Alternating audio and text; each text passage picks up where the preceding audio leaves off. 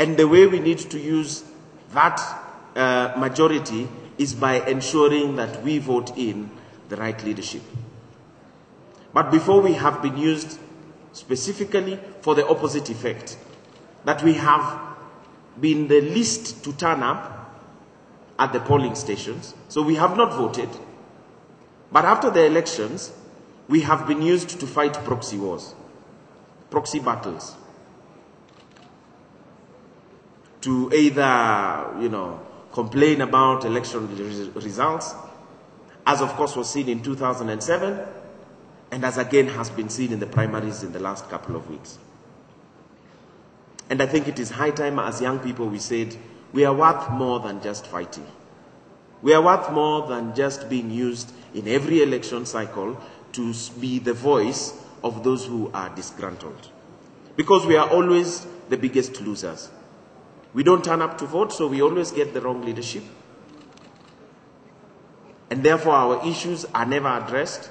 And every 5 years we come back together as young people and say, our issues were never addressed. We still have high unemployment rates. We still don't have easy access to healthcare. We still have a struggle getting access to education. Only yesterday somebody wrote me a text and they're telling me they're extremely frustrated because all their lives they have lived knowing that they will become pilots.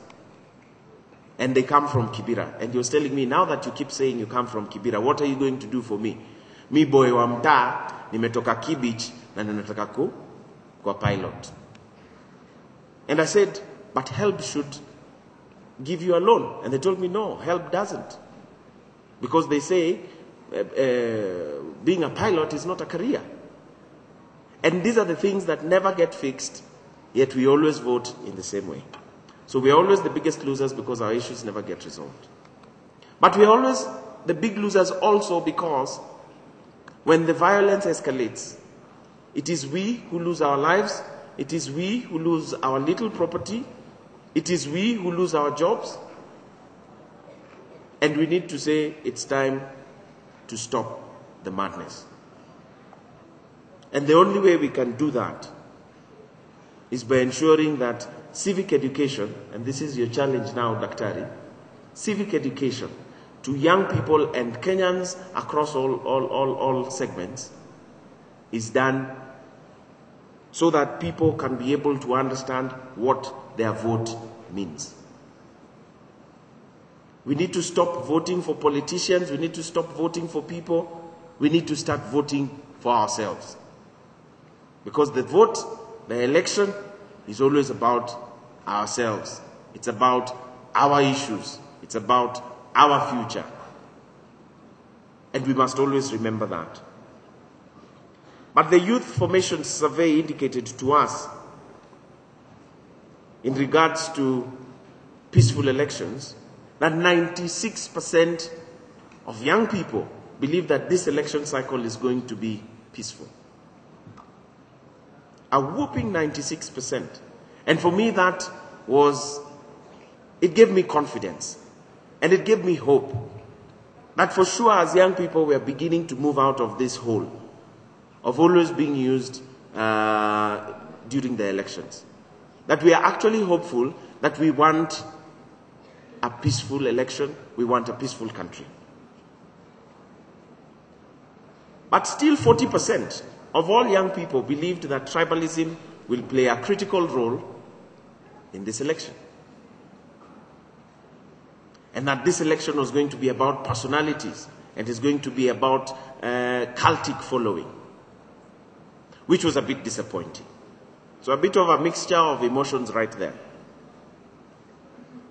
That if there is any precipitation of violence, it is going to be because there will be voter apathy. We will not turn up to vote because my candidate was not pushed through from the primaries. Why should I turn up to vote? Or because we do not have very good options for leaders. Or because my vote does not count. The good option that I have will end up being kutupa kura. So there was still a sense of high voter apathy amongst young people. That part of precipitation of violence was going to be caused by lack of jobs, unemployment. But because we have nothing to do, we are basically seated around waiting for something exciting to happen. We are addressing.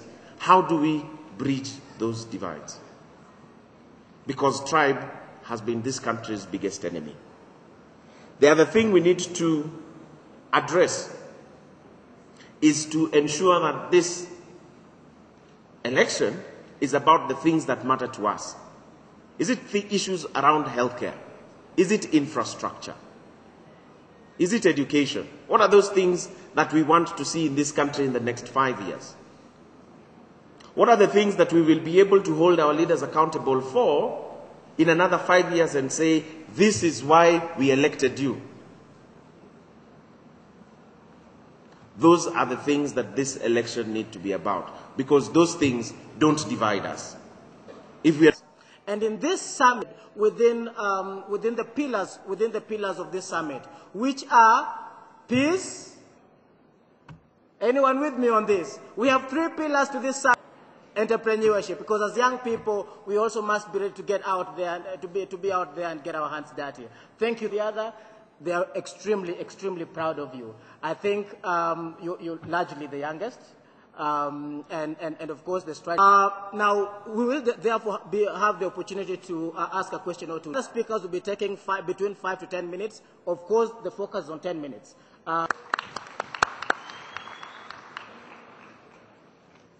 Ladies and gentlemen, I'm Jambo.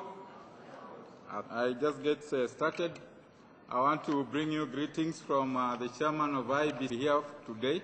You know what is going on. The other day, he gave a ability of a runoff. He mentions of what can lead to a runoff if a candidate is not able to meet the 50+ and also 25% of votes cast in a majority of the counties. That will necessarily make it clear to all Kenyans to understand that one can win in